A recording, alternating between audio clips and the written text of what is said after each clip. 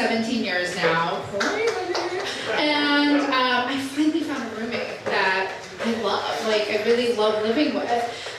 He's handsome, he's really sweet, not super social, has like a couple of close friends that I really, really like, but I like all of them.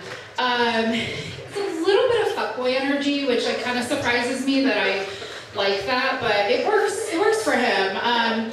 He is my dog Otis.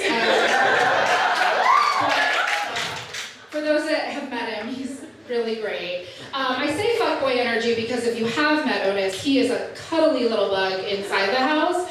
But if you try to say hello to him in public, he will fucking ignore you. If you try to touch him, he will literally move his head so that you cannot touch him. But if you ignore him, he'll like, where are you going? So total fuckboy energy. He also won't move out of the sidewalk, so he's got like that white male energy that we all know. The other thing that Otis says that I really have come to just wonder about, he's never impressed with anything. So I recently took a lover, and he's a short king, which I kind of dig, especially as I've been watching the Summer Olympics, because we're all like pommel horse daddies now,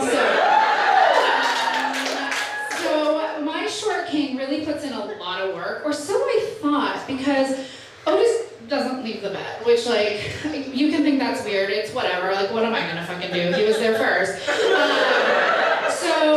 But he just kind of looks at us like, out of the corner of his eye, like, whatever. So I'm starting to wonder if we're boring. And I this whole time thought we were like giving him a fucking show. I don't think we are. So maybe I have to reevaluate my lover.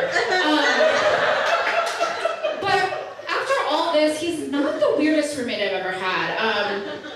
That goes to a human I lived with before I moved in with Otis.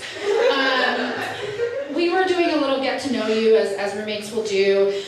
He and I were both into men, so we started talking about sexual proclivities. And you know, like whatever, a little like spanking, choking, menage a quatre, whatever you're into. So he tells me that what he likes to do is get in the bathtub and just pour olive oil all over his body and the body of his lover, all over. Not just like in the moneymaker areas, all over. I had a lot of questions. I asked none of them because I didn't have the bandwidth. But the questions that still to this day stay on my mind, and sometimes I see them, you know, around town, and I just look the other way. But I think he might work at the Ace Hardware on Incubator Road.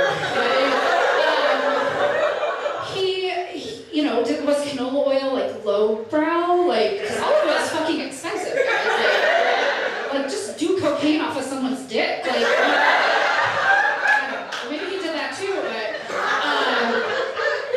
he, like, if you add balsamic vinegar, is it like a tossed salad situation? What is the appeal here?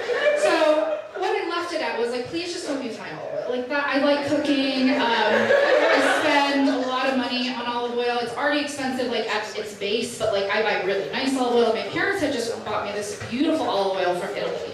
So I went on a work trip. I came back and I went to cook dinner and I grabbed my olive oil, which was sitting exactly where I left it. So I assumed it was untouched.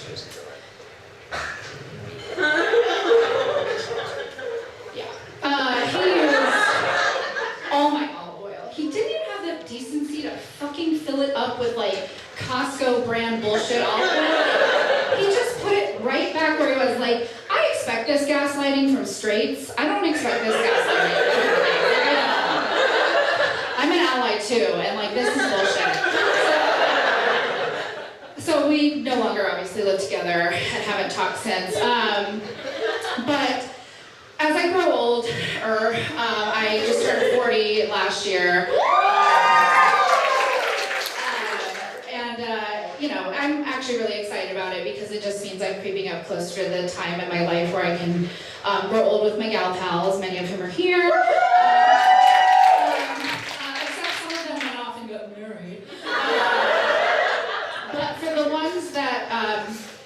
have husbands where we're just like kind of waiting for them to, you know, die. We've always talked about like moving together somewhere like fabulous, like a wine castle in Italy, or like, you know, proximity to a liquor store in Jersey. Like, we're gonna like do the commune living. I think, you know, a nursing home would be fun in theory, but we've spent most of our lives making small talk with people we don't fucking like, and we don't want to do that anymore. So like commune just makes more sense, and then we can have our own space. I might make an exception for some of their husbands because, like, you know, they cook and stuff. But I think there have to be like some pretty solid rules, like no mansplaining. Like one mansplain and you're fucking out, and you're sent to a farm upstate. And you have to be able to like add to the conversation, like at least one monologue from Golden Girls. You have to be able to tell me the difference between Chris Pine, Chris Hemsworth, and Chris Evans, and which one is the best Chris. And the most important rule, guys, BYOEVOO.